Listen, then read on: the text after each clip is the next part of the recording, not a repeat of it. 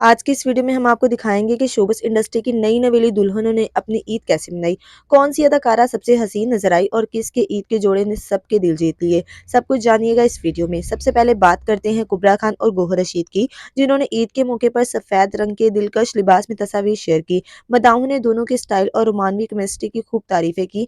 न सिर्फ मदा बल्कि दीगर अदाकार भी इनके जोड़े की खूबसूरती पर दाद दिए बगैर ना रह सके। दूसरी तरफ इंडस्ट्री की सबसे हसीन अदाकारा मावरा हुसैन ने भी अपनी ईद की हसीन तस्वीर शेयर की हैं।